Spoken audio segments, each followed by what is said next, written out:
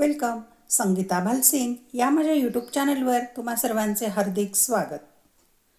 आपण बोर्ड प्रश्नपत्रिका सोडवत आहोत. विषय आहे अर्थशास्त्र म्हणजे इकॉनॉमिक्स. 49 या विषयाचा कोड नंबर आहे आणि ही प्रश्नपत्रिका आहे 24 फेब्रुवारी 2026. इथे दिनांक दिलेली आहे 24/2/2026 म्हणजे यावर्षीची ही 12वीची बोर्ड प्रश्नपत्रिका आहे. उत्तरपत्रिका लेखनासाठी 3 तासाचा वेळ आहे. प्रश्नपत्रिकेचे 8 पेजेस आहेत आणि एकूण 80 गुणांची ही प्रश्नपत्रिका आहे. ही प्रश्नपत्रिका या चॅनलवर मी यापूर्वीच अपलोड केलेली आहे. उत्तरं कशी लिहायची किंवा प्रश्नपत्रिका कशी सोडवायची ते आपण आता पाहूया. सूचना दिलेल्या असतात त्या वाचून फॉलो करायच्या. सर्व प्रश्न सोडविणे अनिवार्य आहे. आवश्यक त्या ठिकाणी कोष्टके व आकृत्या काढा.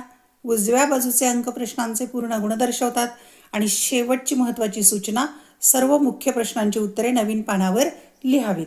जे प्रमुख प्रश्न असतात 1, 2, 3, 4, 5, 6 नवीन पानावर घ्यायचे, एकाखाली एक लिहायचे नाही. उपप्रश्न म्हणजे अ ब क ड एकाखाली एक लिहिले तरी चालतील.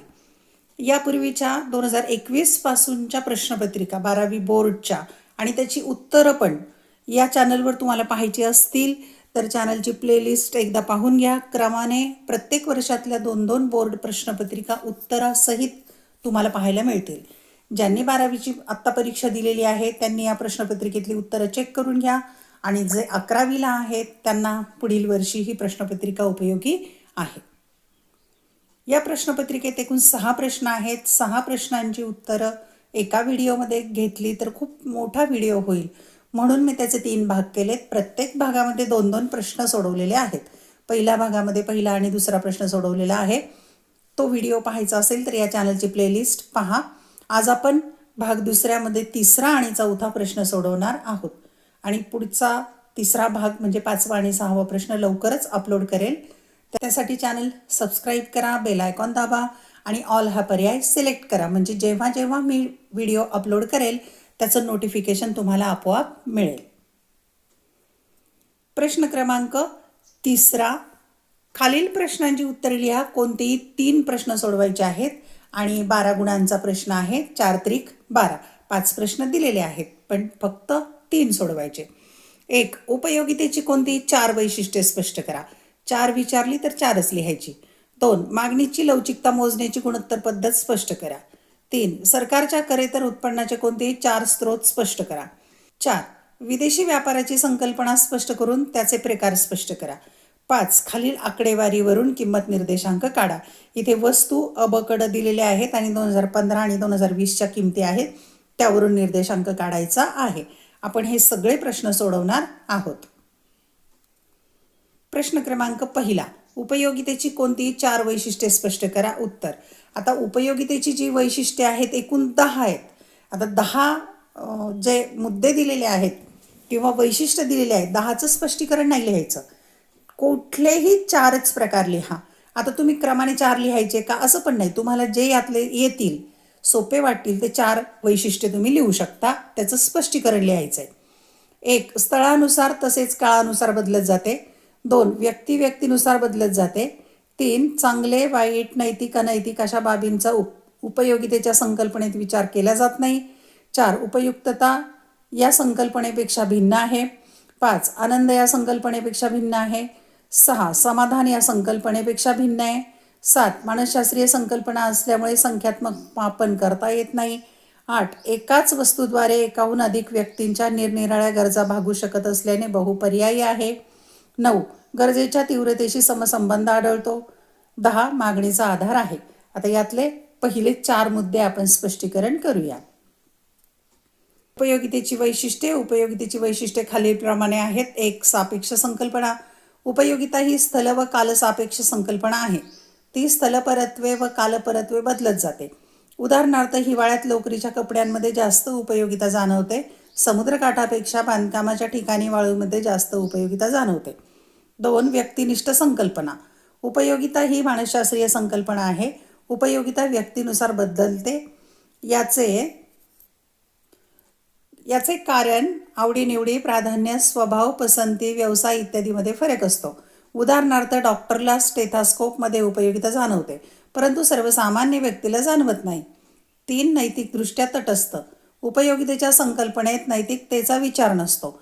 ही संकल्पना नैतिकदृष्ट्या तटस्थ असते. वस्तूने चांगले वाईट योग्य अयोग्य असा कोणताही विचार न करता व्यक्तीची कोणतीही गरज पूर्ण करायला हवी. उदाहरणार्थ सुरी किंवा चाकूचा वापर फळे किंवा भाजीपाला कापण्यासाठी गृहिणीकडून केला जातो, तर या वस्तूचा वापर एखाद्याला इजा करण्यासाठीही केला जातो. दोन्ही गरजा वेगळ्या आहेत, परंतु एकाच वस्तूचा वापर करून त्या भागवल्या जातात. म्हणून उपयोगिता नैतिकदृष्ट्या तटस्थ आहे.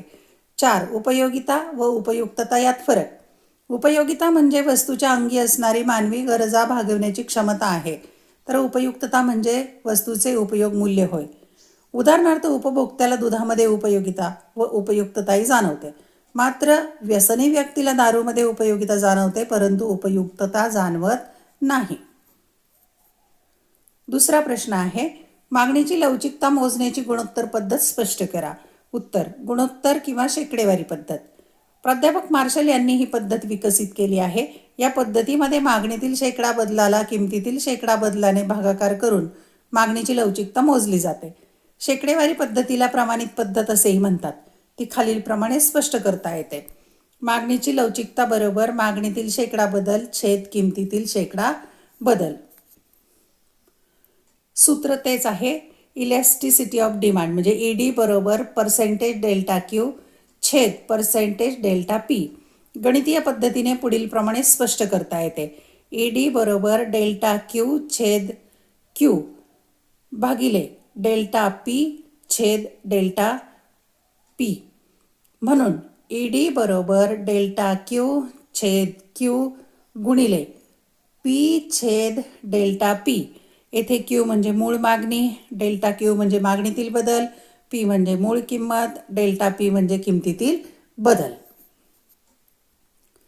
आता त्याचं संख्यात्मक विश्लेषण करायचं. किंमत घेतलेली आहे तक्त्यामध्ये, मागणी किलोमध्ये आणि त्याचं सूत्र.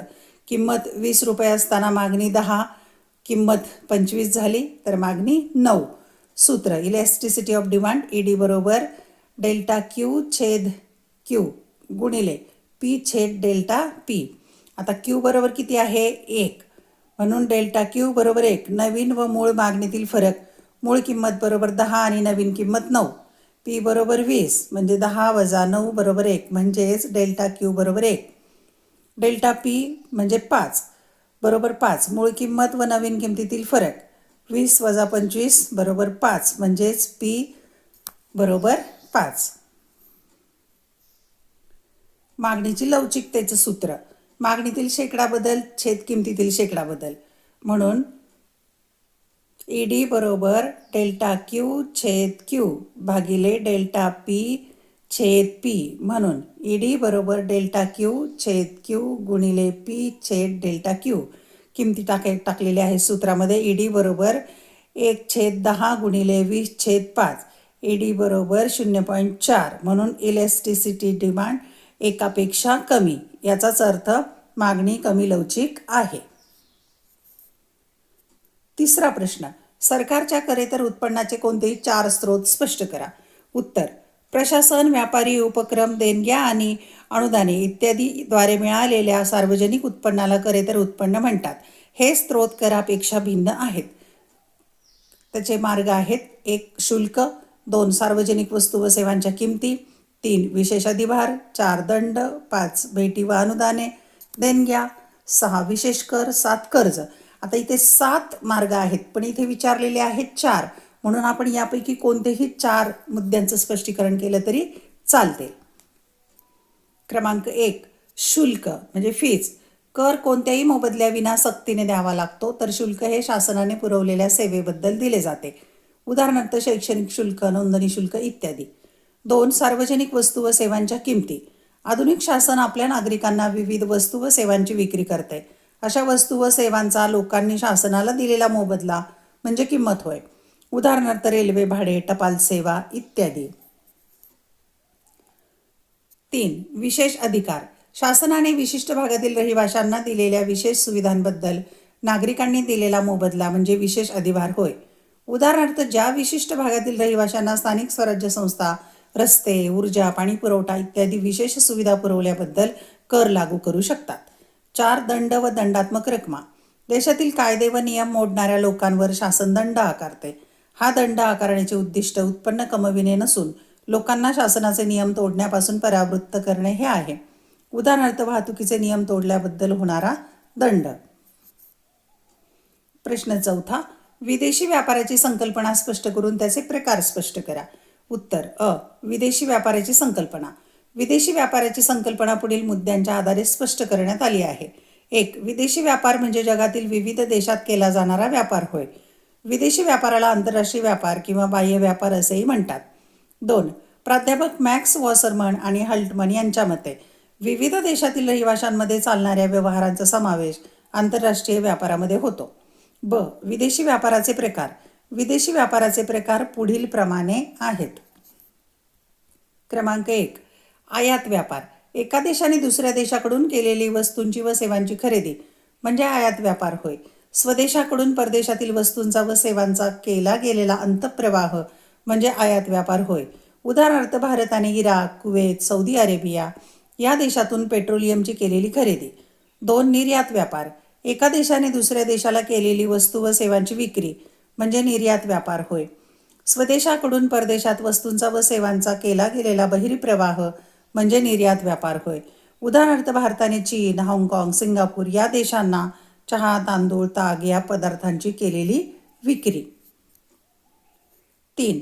पुनर्निर्यात व्यापार. एका देशातून आयात केलेल्या वस्तूंवर प्रक्रिया करून त्यांची दुसऱ्या देशात केलेली निर्यात म्हणजे पुनर्निर्यात होय. उदाहरणार्थ जपान हा देश इलेक्ट्रॉनिक वस्तू तयार करण्यासाठी लागणाऱ्या कच्च्या मालाची इंग्लंड, जर्मनी, फ्रान्स इत्यादी देशातून आयात करतो. कच्च्या मालावर प्रक्रिया करून त्यापासून रेडिओ, धुलाई यंत्र, दूरदर्शन यासारख्या इलेक्ट्रॉनिक वस्तू बनवतो व या वस्तू जगातील विविध देशांना निर्यात करतो. 5वा प्रश्न. खालील आकडेवारीवरून किंमत निर्देशांक काढा. तक्त्यामध्ये वस्तू दिलेल्या आहेत. 2015, 2020च्या किमती दिलेल्या आहेत आणि अ, ब, क, ड वस्तू आहेत. या तक्त्यावरून आपण निर्देशांक काढू. आता याची मांडणी उभ्या पद्धतीने करून घेतलेली आहे. उत्तरामध्ये वस्तू घेतलेल्या आहेत अ, ब, क, ड आणि 2015च्या किमती घेतल्या आहेत रुपयामध्ये. त्याला मूळ वर्ष म्हणायचं, त्याला P0 म्हणतात. आणि 2010च्या किमती घेतलेल्या आहेत रुपयामध्ये, त्याला चालू वर्ष P1 म्हणतात. किमती मांडून घेतलेल्या आहेत. अ ची मूळ वर्षात किंमत 6, ब ची 16, क ची 24 आणि ड ची 4. आणि 2010मध्ये त्याच वस्तूंच्या किमती 8, 18, 28, 26 जसा आडवा तक्ता होता तसा उभा केला आहे. आणि मग त्याची बेरीज केलेली आहे. समेशन P0ची होते 50. या सगळ्यांची बेरीज केली तर होईल 50. आणि ते समेशन P1 म्हणजे चालू वर्षाची बेरीज केली तर यांची सगळ्यांची बेरीज होते 60. आता सूत्र आहे किंमत निर्देशांकाचं. P01 बरोबर समेशन P1 छेद समेशन P0 गुणिले 100. यामध्ये सूत्रातल्या किमती टाकायच्या सगळ्या. P01 बरोबर 60. आता हे 60 कोणते टाकलेले आहे ते समेशन P1 इथे सूत्रामध्ये दिलेले 60 छेद आहे 50 म्हणजे समेशन P0 इथे छेद घेतला आणि गुणिले 100. हे सूत्र आहे त्याप्रमाणे किमती टाकल्या आहेत. आणि आता हे जर गणित सोडवलं तुम्ही तर त्याचं उत्तर येईल समेशन P0 बरोबर 120. म्हणून किंमत निर्देशांक 120 येतो. आता इथे 4 पैकी 4 गुण तुम्हाला मिळू शकतात 120 उत्तर आलं तर. प्रश्न क्रमांक 4. खालील विधानांशी आपण सहमत आहात किंवा नाही ते सहकारण स्पष्ट करा. कोणतेही 3 सोडवायचे आहेत. 5 दिलेले आहेत आणि 12 गुण आहेत म्हणजे एका प्रश्नाला 4 गुण. 4 त्रिक 12. सहकारण सांगायचं आहे. सहमत आहे किंवा नाही हे लिहिलं तर 1 गुण आणि त्याची कारणं लिहायची त्याच्यासाठी 3 गुण. 1. पूर्ण स्पर्धा म्हणजेच मक्तेदारीयुक्त स्पर्धा होय. 2. सूक्ष्म अर्थशास्त्राच्या व्याप्तीमध्ये फक्त वस्तूंच्या किंमत निश्चितीच्या सिद्धांताचा समावेश केला जातो. 3. राष्ट्रीय उत्पन्नाची अनेक वैशिष्ट्ये आहेत. 4. सार्वजनिक खर्चामध्ये फक्त महसुली खर्चाचा समावेश केला जातो. 5. एकूण उपयोगिता व सीमांत उपयोगिता या संकल्पना सारख्याच आहेत. क्रमांक 1. पूर्ण स्पर्धा म्हणजेच मक्तेदारीयुक्त स्पर्धा होय. उत्तर. या विधानाशी मी असहमत आहे म्हणजे सहमत नाही, चूक आहे ते. कारण 1. पूर्ण स्पर्धेत असंख्य विक्रेते असतात. मक्तेदारीयुक्त स्पर्धेतही असंख्य विक्रेते असतात तरी त्यांची संख्या पूर्ण स्पर्धेच्या बाजारातील विक्रेत्यांच्या संख्येइतकी मोठी नसते. 2. पूर्ण स्पर्धेतील प्रत्येक विक्रेत्याची वस्तू ही रंग, रूप, आकार, दर्जा इत्यादी बाबतीत एकजिन्सी असते. मक्तेदारीयुक्त स्पर्धेतील प्रत्येक विक्रेत्याची वस्तू ही एकजिन्सी नसून दुसऱ्या विक्रेत्याच्या वस्तूस जवळचा पर्याय असते. 3. पूर्ण स्पर्धेतील विक्रेत्यास विक्री खर्च करावा लागत नाही, परंतु मक्तेदारीयुक्त स्पर्धेतील विक्रेत्यास विक्री खर्च करावा लागतो. पूर्ण स्पर्धेत प्रत्येक विक्रेत्याच्या वस्तूची किंमत एकसमान असते. मक्तेदारीयुक्त स्पर्धेतील प्रत्येक विक्रेत्याच्या वस्तूची किंमत काही प्रमाणात भिन्न असते. म्हणून पूर्ण स्पर्धा म्हणजेच मक्तेदारीयुक्त स्पर्धा नसून हे बाजारपेठेचे दोन भिन्न प्रकार आहेत. 2. सूक्ष्म अर्थशास्त्राच्या व्याप्तीमध्ये फक्त वस्तूंच्या किंमत निश्चितीच्या सिद्धांताचा समावेश केला जातो. उत्तर: वरील विधानाशी मी सहमत नाही, कारण 1. सूक्ष्म अर्थशास्त्राच्या व्याप्तीमध्ये केवळ वस्तूंच्या किंमत निश्चितीच्या सिद्धांताचा समावेश नसून यात उत्पादन घटकांच्या किंमत निश्चितीचे सिद्धांत म्हणजे खंड, वेतन, व्याज, नफा आणि आर्थिक कल्याणाचे सिद्धांत यांचाही समावेश होतो. याला मुख्यत्वे किंमत सिद्धांत म्हटले जाते. तरीही ते वैयक्तिक उपभोक्ता आणि उत्पादक वर्तनाचा सखोल अभ्यास करते. 2. वस्तू आणि सेवांच्या किंमत निश्चितीचे सिद्धांत. मागणी आणि पुरवठ्याच्या आधारे विशिष्ट वस्तूची किंमत कशी ठरते याचा अभ्यास केला जातो. 3. उत्पादन घटकांच्या किंमत निश्चितीचे सिद्धांत. जमीन, श्रम, भांडवल आणि संयोजक या उत्पादन घटकांना अनुक्रमे खंड, वेतन, व्याज आणि नफा कसा मिळतो हे अभ्यासले जाते. 3. आर्थिक कल्याणाचे सिद्धांत. संसाधनांचे कार्यक्षम वाटप करून लोकांचे कल्याण जास्तीत जास्त कसे करता येईल याचा अभ्यास यात होतो. थोडक्यात सूक्ष्म अर्थशास्त्राची व्याप्ती फक्त किमतीपुरती मर्यादित नसून ती अधिक व्यापक आहे. 3. राष्ट्रीय उत्पन्नाची अनेक वैशिष्ट्ये आहेत. उत्तर: वरील विधानाशी मी सहमत आहे, कारण राष्ट्रीय उत्पन्नाची पुढील वैशिष्ट्ये आहेत. 1. राष्ट्रीय उत्पन्न स्थूल आर्थिक संकल्पना आहे. 2. राष्ट्रीय उत्पन्नात अंतिम वस्तू व सेवांचे मूल्य विचारात घेतले जाते. 3. राष्ट्रीय उत्पन्नात वस्तू व सेवांच्या निव्वळ समग्र मूल्यांचा विचार केला जातो. 4. राष्ट्रीय उत्पन्नात विदेशी निव्वळ उत्पन्नाचा समावेश केला जातो. 5. राष्ट्रीय उत्पन्न सर्वसाधारणपणे एका आर्थिक वर्षाच्या कालावधीसाठी मोजले जाते. 6. राष्ट्रीय उत्पन्न ही एक प्रवाही संकल्पना आहे. 7. राष्ट्रीय उत्पन्नात केवळ पैशाच्या स्वरूपातील मूल्य असणाऱ्या वस्तू व सेवांचा समावेश केला जातो. 4. सार्वजनिक खर्चामध्ये फक्त महसुली खर्चाचा समावेश केला जातो. उत्तर: वरील विधानाशी मी सहमत नाही, कारण सार्वजनिक खर्च केंद्र शासन, राज्य शासन आणि स्थानिक स्वराज्य संस्था यांनी नागरिकांचे संरक्षण, त्यांच्या सामूहिक गरजांची पूर्ती आणि लोकांच्या आर्थिक व सामाजिक कल्याणासाठी केलेला खर्च म्हणजे सार्वजनिक खर्च होय. 20व्या शतकापर्यंत बहुसंख्य देशांनी निर्हस्तक्षेपाचे धोरण स्वीकारले होते, परंतु आधुनिक काळात अनेक देशातील आधुनिक शासन अनेक सक्तीची आणि ऐच्छिक कार्य करीत आहे व त्यामुळे सार्वजनिक खर्चात वाढ होत आहे. सार्वजनिक खर्चाचे प्रमुख प्रकार पुढील प्रमाणे आहेत. 1. महसुली खर्च. शासकीय खात्यांवर व विविध सेवांवर केला जाणारा खर्च, उदाहरणार्थ शासकीय कर्मचाऱ्यांचे पगार, भत्ते इत्यादीवरील खर्च. 2. भांडवली खर्च. देशाच्या आर्थिक वृद्धी व विकासासाठी करण्यात येणारा खर्च, उदाहरणार्थ शासकीय कर्जाच्या परतफेडीच्या स्वरूपातील खर्च. 3. विकासात्मक खर्च. विकासासाठी करण्यात आलेला उत्पादक स्वरूपाचा खर्च, उदाहरणार्थ आरोग्य, शिक्षण, औद्योगिक विकास इत्यादी बाबींवरील खर्च. 4. विकासेतर खर्च. विकासेतर कार्यासाठी केलेला अनुत्पादक स्वरूपाचा खर्च, उदाहरणार्थ प्रशासकीय खर्च, युद्ध खर्च इत्यादी. 5.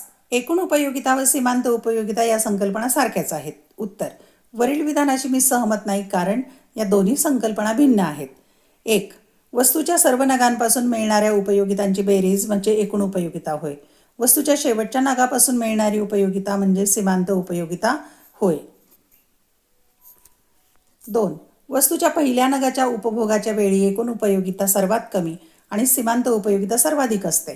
वस्तूच्या पुढील नगाचे पाठोपाठ सेवन केले असता एकूण उपयोगिता घटत्या दराने वाढते आणि सीमांत उपयोगिता क्रमशः घटत जाते. 3. सीमांत उपयोगिता स्थिर असताना एकूण उपयोगिता सर्वाधिक असते. 4. सीमांत उपयोगिता ऋण झाली असता एकूण उपयोगिताही घटते. अशा प्रकारे आपण तिसरा आणि चौथा प्रश्न सोडवलेला आहे. पुढील व्हिडिओमध्ये आपण 5वा आणि 6वा प्रश्न सोडवणार आहोत. धन्यवाद. व्हिडिओ आवडल्यास लाईक, कमेंट आणि शेअर जरूर करा आणि एकदा या चॅनलची प्लेलिस्ट पाहून घ्या. इयत्ता 11वी आणि 12वी या दोन्ही वर्गांचे अनेक विषयांचे व्हिडिओ लेक्चर तसेच प्रश्नपत्रिका, उत्तरपत्रिका, विशेषतः बोर्ड प्रश्नपत्रिका आणि उत्तरपत्रिका दिलेल्या आहेत. ते व्हिडिओ पहा आणि आवडल्यास आपल्या मित्रमैत्रिणींना जरूर पाठवा. अभ्यासासाठी खूप खूप शुभेच्छा.